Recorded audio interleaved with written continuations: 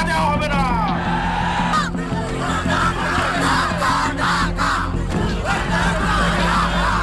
এবং এখন পর্যন্ত কারা এই খুনিদেরকে লালন পালন করে রাখছে, আমার কাছে মনে হয় যে সরকার যদি তার সদিচ্ছা থাকে তাহলে এটাকে বের করা সম্ভব। সরকার যদি চায় এই ধরনের নৃশংস খুনি মাস্তান দুর্বৃত্তকে একদিন 24 ঘন্টার মধ্যেই ধরতে পারে। শহীদ ওসমান হাদি মামলার নতুন করে কিন্তু এবার মোড় ঘুরিয়ে দিল দেশের বড় বড় শীর্ষে থাকা নেতাদের বক্তব্য। চলুন আমরা একটু দেখে আসি যে আপনারা জানেন যে জুলাই সনদ বা গণভোট বাস্তবায়ন না হলে প্রশ্নবিদ্ধ হবে বর্তমান নির্বাচন 2026-এর নির্বাচন। তো সেক্ষেত্রে এবার কিন্তু বাধ্য হয়ে বড় বড় নেতারা কিন্তু মুখ খুলতেছেন এই শহীদ শরীফ ওসমান হাদি মামলার বিষয়টাও নিয়ে।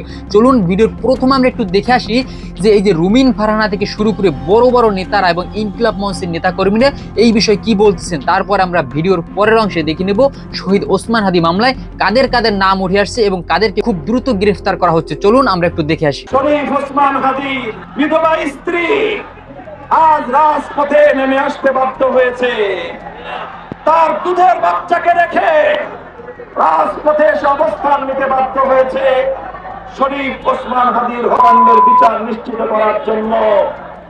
এই পর্যায় পর্যন্ত তাদেরকে নামতে হয়েছে। এটা বাংলার মানুষের জন্য দুঃখজনক একটা ব্যাপার। শহীদ শরীফ ওসমান হাদি সহ বাংলাদেশের জুলাই যোদ্ধাদের বিরুদ্ধে পরিচালিত সকল সন্ত্রাসী হত্যাকাণ্ডের বিচার নিশ্চিত হবে ইনশাআল্লাহ। শরীফ ওসমান হাদি যেই মিশন শুরু করেছিল এবং শাহাদাতের রক্ত দিয়ে যেই মিশনকে সে বাংলার মাটিতে শুধু নয় বাংলার মানুষের হৃদয়ে হৃদয়ে লিখে দিয়ে গিয়েছে, সেই ইনসাফের বাংলাদেশ গড়ার জন্য আমি লড়াই চালিয়ে যাব ইনশাআল্লাহ। শরীফ ওসমান হাদি যে ইনসাফের জন্য শাহাদাত বরণ করেছে, প্রয়োজনে আমরা শাহাদাত বরণ করব, ইনসাফের লড়াই ছাড়ব না। আমরা এই ব্যাপারে সরকারকে কার্যকর পদক্ষেপ নিয়ে শরীফ ওসমান হাদির পরিবার এবং তার সমর্থক গোটা বাংলার তরুণ প্রজন্মকে আশ্বস্ত করার জন্য আহ্বান জানাচ্ছি। শহীদ শরীফ ওসমান হাদি সহ বাংলাদেশের জুলাই যোদ্ধাদের বিরুদ্ধে পরিচালিত সকল সন্ত্রাসী হত্যাকাণ্ডের বিচার নিশ্চিত হবে ইনশাআল্লাহ। সরকার যদি চায় এই ধরনের নৃশংস খুনি মাস্তান দুর্বৃত্তকে একদিন 24 ঘন্টার মধ্যেই ধরতে পারে। ওসমান হাদি গণতন্ত্র মঞ্চের একজন তরুণ তুর্কি, একজন তরুণ নেতা এবং তিনি ঢাকা ৮ আসন থেকে নির্বাচন করার ঘোষণা দিয়েছেন স্বতন্ত্র প্রার্থী হিসেবে। তাকে খুব খারাপ ভাবে মাথায় গুলি করে, তবে এই সকল গুলির ঘটনা, আহত করার ঘটনা সুষ্ঠু তদন্ত সরকারকেই করতে হবে। ইতিমধ্যে ফেসবুকে আমরা দেখেছি যে ছেলেটি গুলি করে তার ছবি সামাজিক যোগাযোগ মাধ্যমে ভেসে বেড়াচ্ছে। আমরা বিশ্বাস করি সরকার যদি চায় এই ধরনের নৃশংস খুনি মাস্তান দুর্বৃত্তকে একদিন 24 ঘন্টার মধ্যেই ধরতে পারে। যারা ঘোড়া পানিতে মাছ শিকার করতে চায়, বাংলাদেশের মানুষ একত্রিত ভাবে তার দাঁত ভাঙা জবাব দেবে বলে আমরা বিশ্বাস করি। তাদের অবিলম্বে চিহ্নিত করুন। সরকারকে আহ্বান জানাবো, বাংলাদেশের মানুষ শান্তি চায়, বাংলাদেশের মানুষ নিরাপত্তা চায়, বাংলাদেশের মানুষ স্বাধীনভাবে মত প্রকাশ করতে চায়। বাংলাদেশের মানুষকে খেপায়েন না। বাংলাদেশের মানুষ খেপলে কি হয় 24 সালের অগস্ট মাসে সেটা বোঝা গেছে। সরকার যাতে অতি দ্রুত সময়ের মধ্যে এটার তদন্তটা সম্পন্ন করে, সুষ্ঠু তদন্ত অবশ্যই, এবং সেই সাথে এই হত্যার পেছনে কারা রয়েছে কারা এর পরিকল্পনা করেছে এবং এখন পর্যন্ত কারা এই খুনিদেরকে লালন পালন করে রাখছে, আমার কাছে মনে হয় যে সরকার যদি তার সদিচ্ছা থাকে তাহলে এটাকে বের করা সম্ভব। তো আমরা অবশ্যই বিশ্বাস করি যে শহীদ ওসমান হাদির হত্যার পেছনে কারা রয়েছে এটা বর্তমান সরকারের অধীনে বের করা সম্ভব হবে এবং সরকারকে আমরা আহ্বান জানাবো যেই শহীদ ওসমান হাদি শহীদ প্রেসিডেন্ট জিয়াউর রহমান তারপর আপসহীন নেত্রী বেগম খালেদা জিয়া সহ বাংলাদেশপন্থী সকল মানুষের কণ্ঠস্বর হয়ে উঠেছিলেন। যখন বাংলাদেশের মানুষ কথা বলতে ভয় পাইত তখনও বাংলাদেশের হয়ে বেগম খালেদা জিয়ার হয়ে শহীদ প্রেসিডেন্ট জিয়াউর রহমান হয়ে যদি একজন কথা বলতো সেই একজন ছিলেন শহীদ ওসমান হাদি। সুতরাং সেই জায়গা থেকে আমার কাছে মনে হয় যে এই সরকারের অনেকটা দায়ও পড়ে শহীদ ওসমান হাদির হত্যার সুষ্ঠু তদন্ত এবং বিচারটা নিশ্চিত করা। সেই জায়গা থেকে তো আমরা অবশ্যই দাবি জানাবো। পাশাপাশি সেটা হচ্ছে অলরেডি নভেম্বরের মতো এই তদন্ত প্রক্রিয়া পেছানো হয়েছে সিআইডির মাধ্যমে।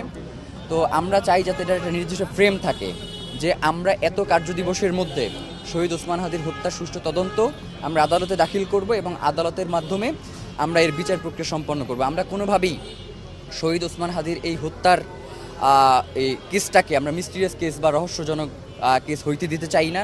এটাকে কোনোভাবেই সাগররুনি হত্যার কেস হইতে দেয়া যাবে না।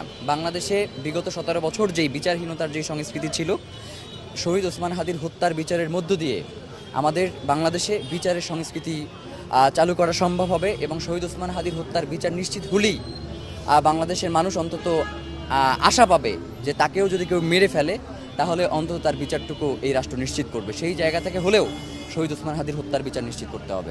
এইটা একদম রীতিমতো হচ্ছে শব্দের বিদ্বেষ। যেমন আপনি ধরেন যে ভাষার যে আন্দোলনটা হয়েছে 1947 সালে তমুদ্দিন মজলিসের মাধ্যমে সর্বপ্রথম আপনার হচ্ছে বাংলা ভাষার জন্য একটা বড় ধরনের আন্দোলনের প্রক্রিয়া শুরু হয় এবং যেটা 1952 সালে এসে আমাদের শহীদদের আত্মত্যাগের মধ্য দিয়ে বাস্তবায়িত হয়। এখন এই যে তমুদ্দিন মজলিস নামে যে সংগঠনটা রয়েছে, এই তমুদ্দিন মজলিসের কোন শব্দটা আসলে বাংলা শব্দ? এরপরে আপনার হচ্ছে যে ইনকিলাব, আজাদি বা ইনসাফের যে শব্দগুলো বলা হচ্ছে, আপনি দেখেন যে বাংলাদেশে আমরা যে শব্দগুলো ব্যবহার করি, এই যেমন আমরা একটা কবরস্থানের সামনে বসে আছি, এই কবরটা আসলে কোন ভাষার শব্দ? আবার এইখানে যে হচ্ছে কাফন লেখা আছে, কাফন, এই কাফনটা আসলে কোন ভাষার শব্দ? এই যে মূলত তার আসলে হয়েছে কি নির্দিষ্ট কিছু শব্দের প্রতি তার বিদ্বেষ রয়েছে। পৃথিবীর প্রত্যেকটা ভাষা সে অন্যান্য ভাষার সংমিশ্রণে স্বয়ংসম্পূর্ণ হয়ে উঠেছে। এমনকি বাংলা ভাষাও পৃথিবীর বিভিন্ন ভাষার মধ্য দিয়ে তিনি স্বয়ংসম্পূর্ণ হয়ে উঠেছে। এখানে বিভিন্ন ভাষার শব্দ রয়েছে। যেমন আপনি যে ক্যামেরাটা আমার দিকে তাক করে রয়েছেন, এই ক্যামেরাটা বাংলা শব্দ না তো, কিন্তু এইটা অটোমেটিক বাংলা শব্দ হয়ে গেছে। আবার এই মাইক্রোফোনটা যে ধরে আছেন, এটা তো বাংলা শব্দ না, কিন্তু এটা এখন বাংলা শব্দ। 5ই আগস্টের পরে যে সংস্কার কর্মকাণ্ড পরিচালনা করার জন্য যে উদ্যোগ নেওয়া হয়েছিল, সেই উদ্যোগটাকে রাজনৈতিক মতকের বাইরে নিয়ে এসে আদালতের সাবজেক্ট ম্যাটার বানানো হলো। অতীতেও আদালতের সাবজেক্ট ম্যাটার বানানো হয়েছে যে সমস্ত বিষয়কে, যেগুলো রাজনৈতিকভাবে সেটেল করার বিষয় ছিল, তার কোনোটারই ভালো ফলাফল আমরা দেখতে পাই না। 30টি বিষয়ে যেখানে বিএনপি সহ সকল রাজনৈতিক দল একমত হলো, সেই 30টি বিষয়কেও রুলের অধীনে কার ইনস্ট্রাকশনে আনা হলো এটি আমরা এখনো পর্যন্ত বোধগম্য নই। তবে আমরা দেখতে পাচ্ছি এই রিট মামলা শুনানি করার ক্ষেত্রে এবং এই রিট মামলাটি পরিচালনা করার ক্ষেত্রে সরকারের একাংশের ডাইরেক্ট সংশ্লিষ্টতা দেখা যাচ্ছে। ফলে আমরা ধরে নিতে পারি যে সরকার এই সংস্কার প্রস্তাবকে পার্লামেন্টকে বাইপাস করে কোর্টের মাধ্যমে সেটেল করে এক ধরনের স্থিতাবস্থা বা এক ধরনের সুবিধা নেয়ার জন্য চেষ্টা করছেন। আবার সরকারকে মাঝে মাঝে মনে হচ্ছে দ্বিচারিতা করছেন। এই দ্বিচারিতার অংশ হিসেবে গতকালকে তারা প্রস্তাব পাঠিয়েছেন যে ডেপুটি স্পিকারকে বিরোধী দল থেকে দেয়া হবে, নামের প্রস্তাব চেয়েছেন। অথচ ডেপুটি স্পিকারের এই বিরোধী দল থেকে দেয়া হবে, এটা একমত পোষণ করা হয়েছিল যে 30টি প্রস্তাবের মধ্যে এটাকেও আজকে রুলের অংশ করা হয়েছে। একদিকে বলছেন ডেপুটি স্পিকার দেয়া হবে, নাম দেন, আর একদিকে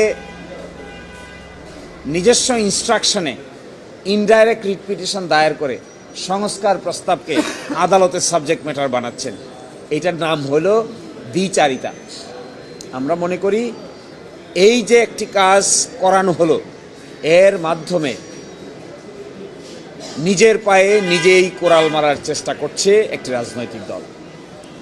যদি বাংলাদেশে জুলাই সনদ বাস্তবায়ন আদেশ না থাকে, 30টি কনসেনসাসের ভিত্তিতে সংস্কার প্রস্তাব না থাকে, গণভোটের প্রশ্ন অবৈধ হয়, তাহলে শেষ পর্যন্ত থাকবে কি?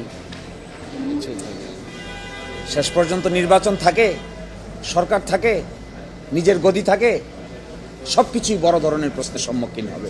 তো এই দায়িত্ব তাদেরকে নিতে হবে যারা এই প্যান্ডোরার বক্স ওপেন করাচ্ছেন। They have to take the responsibility on their shoulder. জাতীয় জীবনের এত বড় গুরুত্বপূর্ণ বিষয়কে ডিজাইন করে আদালতের সাবজেক্ট ম্যাটার বানিয়ে পার্লামেন্টকে পাশ কাটানোর যে কৌশল, এটি অতীতেও ভালো কোনো কৌশল হিসেবে প্রমাণিত হয় নাই। So again the same strategy is being administered by this some group of people. প্রিয় দর্শক, সবাইকে অসংখ্য অসংখ্য ধন্যবাদ সম্পূর্ণ ভিডিওটি দেখার জন্য। তো আপনারা যারা সম্পূর্ণ ভিডিওটি দেখেছেন তারা বিষয়টি বুঝতে পেরেছেন। তো এখানে আপনারা দেখেছেন যে ইনকিলাব মঞ্চের যে জাবের আছে, সে কি বলেছেন যে আসলে বর্তমান সরকার যদি চায় একদিনের মধ্যেও কিন্তু এর বিচার করা সম্ভব। তারা কিন্তু আশাবাদী যে আসলে এর একটি সুষ্ঠু বিচার হবে এবং দেশের মানুষ চায় এর একটা সুষ্ঠু বিচার হোক। তো অবশ্যই আপনারা সম্পূর্ণ বিষয়টি বুঝতে পেরেছেন এবং এখানে রুমিন ফারহানা থেকে শুরু করে আরো বড় বড় নেতারা কিন্তু এই বিষয়ে কথা বলেছেন যে আসলে সবাই চাচ্ছে যে আসলে শহীদ শরীফ ওসমান হাদির মামলাটা সুষ্ঠু একটি বিচার। কারণ শহীদ ওসমান হাদি ভাই আমাদের দেশের জন্য স্বাধীনভাবে কিন্তু লড়াই করে গেছেন, দল মত নির্বিশেষে। সে কিন্তু সবার জন্য লড়াই করে গেছেন এবং দেখা যায় যে সবার মুক্তির জন্য লড়াই করে গেছেন। সেজন্যই কিন্তু সবাই তার এই যে মামলাটার একটি সুষ্ঠু বিচার চায়। তো আপনারা যদি এই মামলাটার সুষ্ঠু একটি বিচার চেয়ে থাকেন, অবশ্যই কমেন্টে সেই বিষয়টা লিখে যাবেন। যাই হোক, সবাই ভালো থাকবেন, সুস্থ থাকবেন। যদি ভিডিওটি ভালো লাগে, এরকম নতুন নতুন ভিডিও পেতে অবশ্যই চ্যানেলটি সাবস্ক্রাইব করে পাশে থাকবেন এবং ভিডিওতে একটি লাইক করে দেবেন। ধন্যবাদ সবাইকে।